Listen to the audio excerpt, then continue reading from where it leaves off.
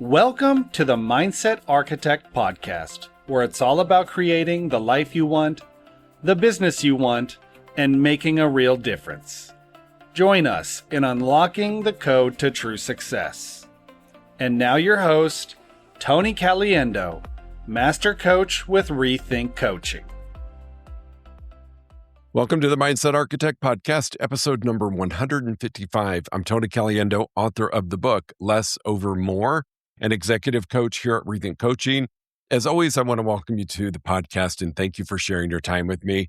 Time truly is our greatest asset, and the fact that you're willing to share and invest your time with me truly does mean a great deal. Today's episode is really going to cover two topics that I think are really critical for us to pay attention to when it comes to how we define or how we approach success. And these two things could be happening on an unconscious level. We may not even be aware that they're happening, but they are so incredibly powerful that it's really important for you to become aware of them and decide what you want to do with it.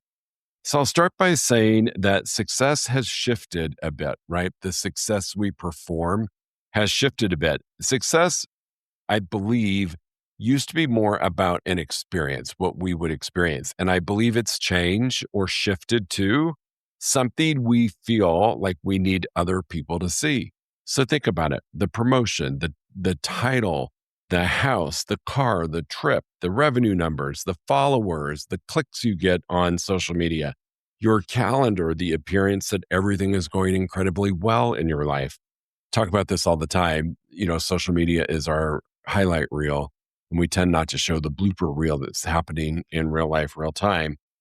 And none of those things are inherently bad. They're really not, right? The external validation that we feel like we need other people to see, it's not horrible and it's not inherently bad. However, there are two ideas that I think help explain why this is happening, because I think it's really important for us to understand why all of a sudden success needs to be validated or experienced through other people seeing or other people acknowledging what we have accomplished. And the two things are the two ideas that I believe have created the experience that we're living when it comes to success is conspicuous consumption and the attention economy. These two things have been around for a while, and it wasn't until I really understood what they were that I was able to decipher how I was going to move forward about the impact of other people on what I felt was success for myself and my company. Conspicuous consumption is really about the things we buy, own, achieve, or display becoming signals or status of success. So it's the things that we consume, that we buy, that we achieve. And it isn't simply anymore, I like this car. It maybe has turned into, what does driving this car say about me? So again, it's not really about the things that we buy, own, or achieve. It's about the status or the impression that it gives out in the world. Could have been in the past, we would have decided, you know what, I really want this house. Now it's become, what does owning this house prove about me to the world, to everyone else? And then you layer on top of it the other element, which is called attention economy. And these two things, I believe, have changed how we choose to approach success in our life in business. So attention economy actually goes back to the 70s. I think it was early 70s. Herbert Simon was talking about what happens when information becomes abundant. I want you to think about this. This was the 70s, before information overload that we experience now. His basic idea was that when there is more and more information competing for us, something else becomes scarce, our attention. And think about how interesting it is, right? This was before smartphones, when we carried around a little computer with us, before social media, before Google, before AI, before email became part of our everyday life. And I think most importantly are the notifications and the access we have to the world on our smartphones that we carry around. Before we had access to all of this, attention economy was still a thing. It's become more of a thing.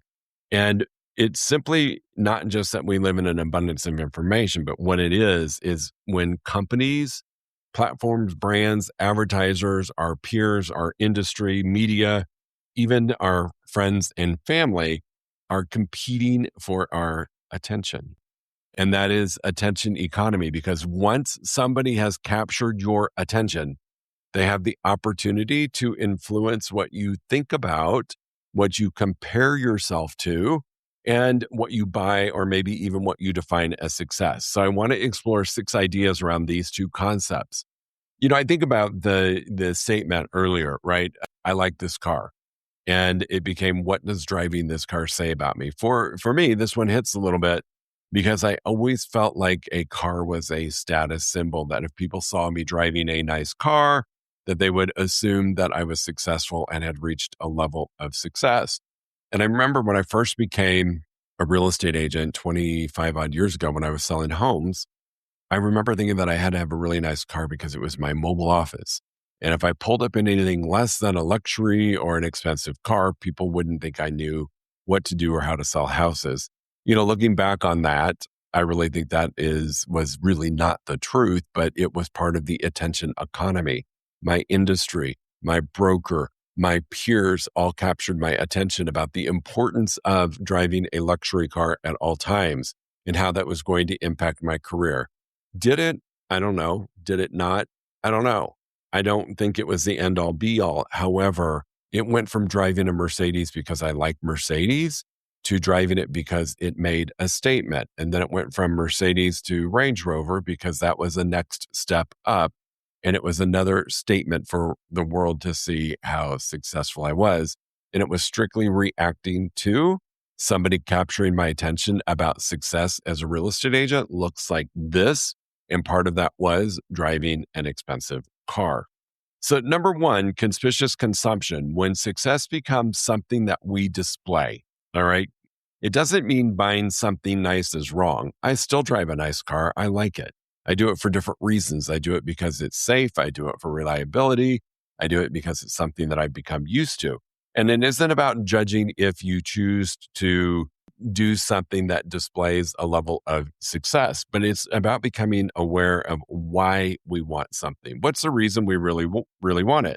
For me, like I said, I really enjoy a nice luxury car. It makes me feel safe. I feel like it's reliable. That's my story, right?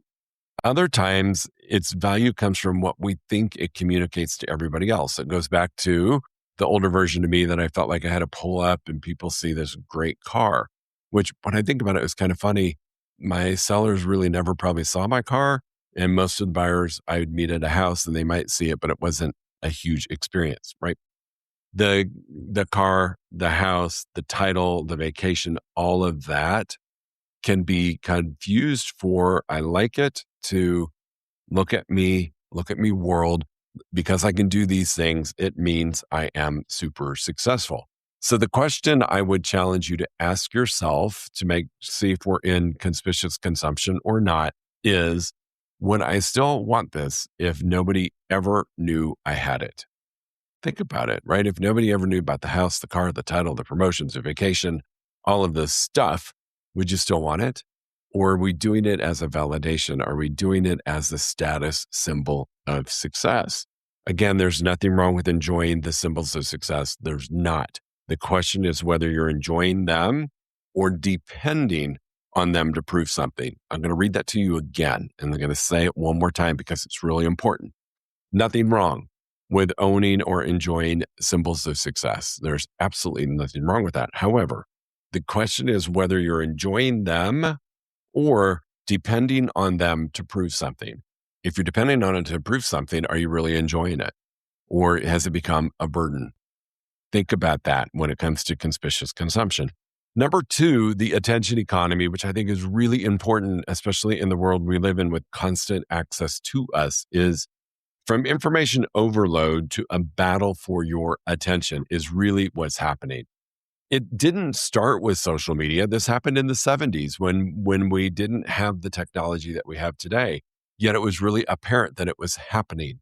When a marketing firm or when a company or a product captures our attention and leads us to believe that we need it as a form of success, they have captured our attention and they can influence our purchase, our decisions, or our way forward. This is important because, again, this came about in the 70s. More information doesn't create more attention. However, it creates more things competing for the attention that we already have. So fast forward to now, you've got social media, intense marketing and advertisers, streaming platforms that are vying for your attention, news organizations that want your attention, brands that want your attention, influencers. Influencers with the get ready with me today, all of that stuff. Look at me, I'm endorsing this product and I live this great life. Influencers are a big part of the attention economy, even podcasts wanting your attention. And it can be also just simply asking other people to get access to you to get your attention. Attention is valuable. And I want you to remember this. The reason attention is valuable because once someone has it, they have the opportunity to influence what happens next. To me, that's an eye opener because it's happening subtly. It's happening gradually and then suddenly that people are capturing our attention in a way that now once they have it, they can manipulate or manage what happens next. A purchase, an experience, a vacation, a house, a promotion, anything can happen once your attention has been secured by somebody else. It's really a surrender of your power, in my opinion. Once I surrender my attention to someone else, I'm very vulnerable to believing whatever is presented or gifted or given to me to pay attention to. Marketing has become really sophisticated at capturing and competing for our attention. Think about it. You search for something and suddenly you're seeing more of it. How many of us have had a conversation about something, a trip, a product, whatever, and magically it starts showing up in our feeds? Magically, it starts showing up in the ads that we see. Magically, it appears on a higher level. We might watch a video about something and it shows up in our platforms. Click, like, share, whatever we do, they're capturing our attention and then they're feeding that and capturing our attention at a higher level because they're providing the information that we believe we want to see. The question is whether the information is quietly influencing what you believe you should want. And I'm telling you, it is. Attention economy it's quietly influencing you to believe what you should want. And part of that is somebody else's story of success becomes the story that you are holding on to. What repeatedly gets your attention can eventually start shaping your definition of success. Hear that again.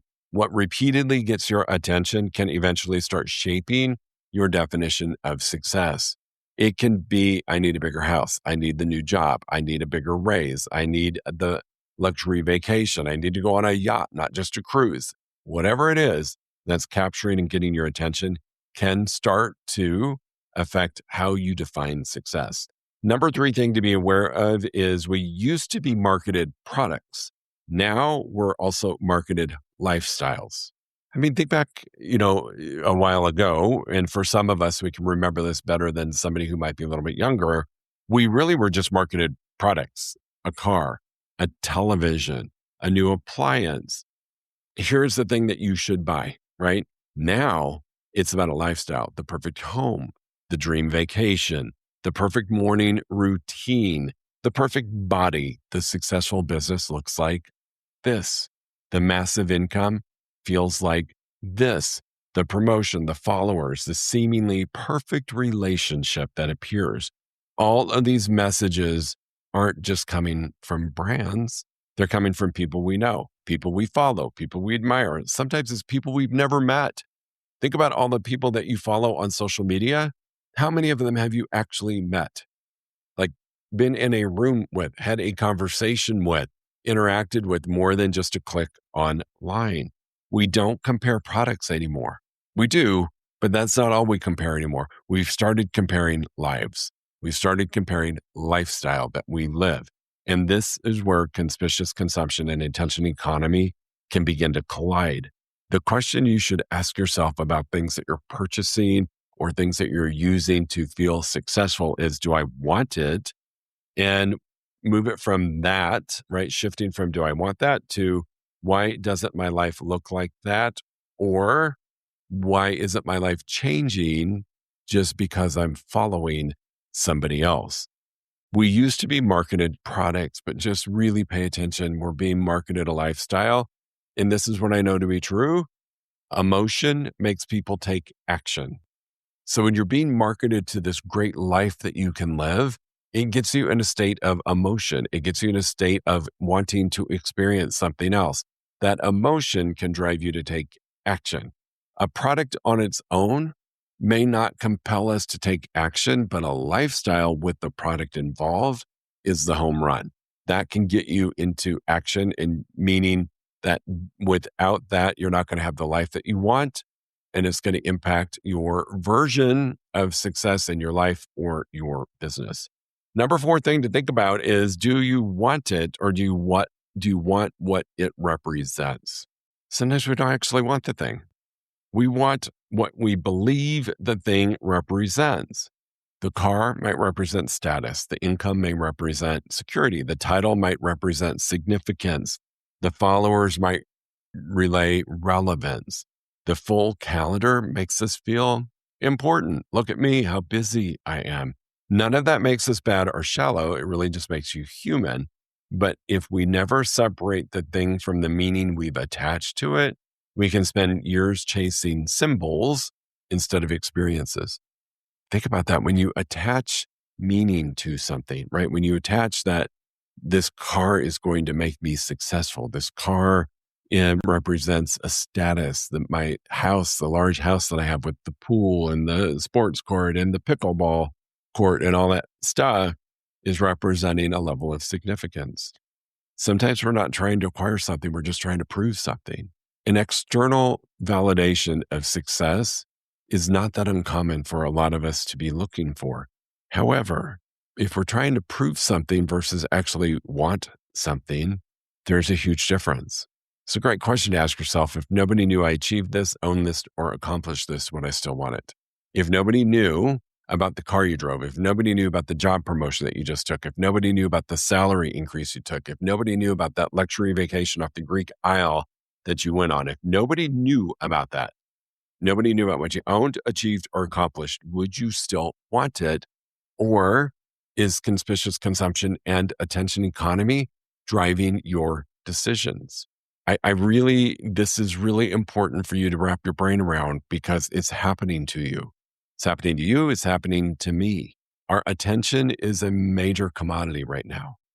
And just remember, once people get your attention, they can start influencing how you act and what you do. So you can be chasing something because you believe that it's going to make you something that you're not. You may not even want it, but you're like, oh, I got to get that, because until I get that, I'm not considered successful. So really, really think about it. Sometimes we're not chasing things. We're chasing what we believe the thing will prove. So we're not always chasing the thing, but we're chasing what we believe it's going to prove to the general public, to our peers, to the industry, to whatever it is that you are hoping to get your attention from. Performing success gets expensive, and enough keeps moving. So I want you to think about that. This is really important. Your enough keeps moving. Think, when I get here, it'll be enough. And then suddenly that enough is no longer enough, and it keeps moving. So performing success gets expensive because your enough keeps moving. Once success becomes something we perform, we often have to maintain the performance, the bigger lifestyle, the bigger expense, the bigger business, the next title. We can't park at a title for very long. Otherwise, that doesn't mean we're successful. So we got to keep chasing it. The next number, the next level, the next revenue, the next company that we purchase, the next company that we absorb. All of these things, as performance success, can get expensive. There's not only a financial cost, there's an emotional cost. Time cost, energy cost, relationship cost. There's a lot of cost associated with this enough moving all the time. One of the biggest problems with externally measured success is that the finish line keeps moving. I can't say this enough. I know I've said this and we've talked about destination addiction, but I want you to think about it in this concept.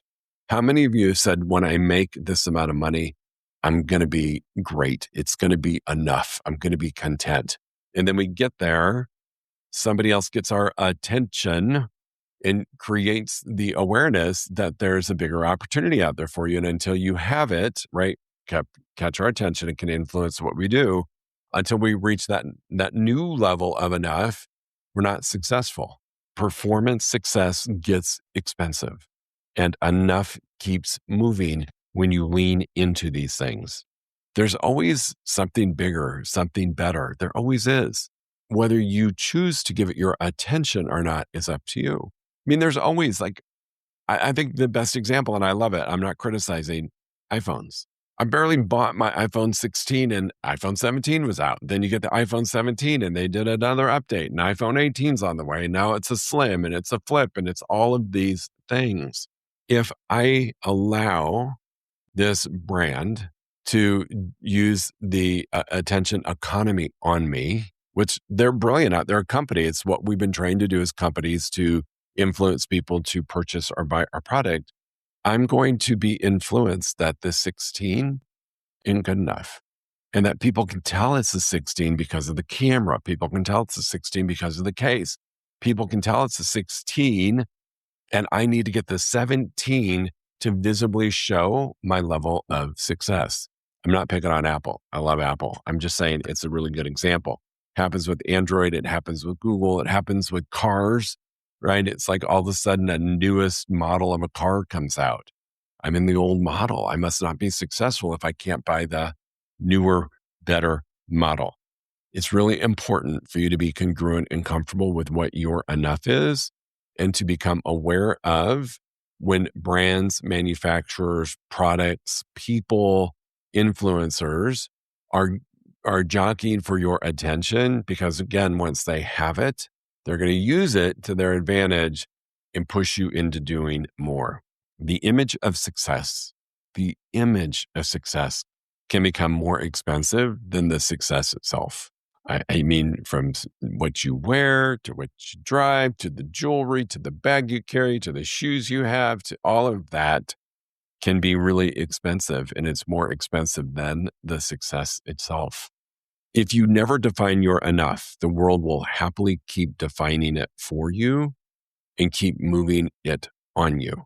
So it's really important, if you never define enough for yourself, the world will gladly keep defining more for you, because that's attention economy. It's got your attention. It's wanting to create a gap, a delta between where you are and where you could be. And where you could be is success. Where you are is not. Where you are suddenly is not as successful as the person who's achieved these other things. So really, really, really pay attention to it. Number 6 is, what does success look like when nobody is watching? I think this is a really important question for you to ask yourself. What if you removed anybody and everybody that was watching? Social media, followers, coworkers, family expectations, industry norms and standards, no competitors, no one to impress, no one to prove anything to. So you remove everything. It's just you and your stuff, you and your life, you and your career. It's just you. Nobody else is influencing, jockeying for your attention. It's just you. Nobody can see what you've achieved. Nobody can see what you're doing. I want you to ask yourself a couple of questions. What would I still want? What would I stop pursuing? What would I spend more time doing? What would matter less? What would suddenly matter much more? And maybe the biggest question that you should ask yourself is, if nobody could see my success, how would I define it? This is really important. How would you define your success? It's not about abandoning ambition. It's not. It's about taking control of how you define success. This is a chapter in the book, Less Over More, where we talk about giving you permission to define success through your eyes, not somebody else's. So it's not about you not having ambition. It's not about you making yourself smaller. It isn't about deciding that achievement doesn't matter. It's about making sure the ambition actually belongs to you. that the version of success that you're following, chasing, whatever it is that you're doing to get there is yours, not somebody else's. That somebody didn't capture your attention and has manipulated your definition of success based upon what they want you to buy, what they want you to do next, how they want you to live your life, how they want you to perform at your job. I want you to experience success instead of constantly performing it. This one hits hard. If you're not following your version of success, you're acting your way to success because you're performing success according to somebody else's story. It's like an actor who got a script. Here's the script. Follow it. It's going to make you famous, and you follow the script word for word. Same thing with success. You're not experiencing your own version of success. You're performing somebody else's. I can't say that enough. Success becomes more powerful when it stops being something you perform and becomes something you actually experience. My favorite thing to take away from this is ask yourself, if nobody could see it, would you still want it? If nobody could see it, would you still do it? If nobody could see it, would it matter? And if nobody could see it and you could look at your world, what would actually matter more that doesn't matter? Because right now, that thing doesn't matter to the external forces that are jockeying for your attention. But when you clear the noise and you move everybody out of the picture and it's just you, you might realize that something in your world matters way more than what you've been given in attention because somebody else bought your attention through attention economy and has manipulated you into believing that's the only path forward. These two are kind of heady things, and I get that. And so you might have to listen to this once or twice. But the really important thing for you to take away from this is I believe attention economy is the most important thing to become aware of. That when somebody gets our attention, they're in control. When somebody garnishes our attention, we surrender to a degree and we start doing things because they have captured and influenced us once they have our attention. As always, team, thanks for being part of this. I truly appreciate it. If you want to learn more things like this is in the book, Less Over More. This is really important for your path to success. And it's not just about being successful. It's about enjoying and being congruent so that you can actually have joy and peace on your journey to whatever your definition of success looks like. Thanks for being here. If you enjoyed listening to this podcast, you must come check out the Mindset Architect Group Coaching Program. It's our monthly program where we explore the power of your mindset, help you identify what you truly want in business and life, and then help you reach those goals. Come check us out at rethinkcoaching.com/group-program. That's rethinkcoaching.com/group-program. We'll see you there.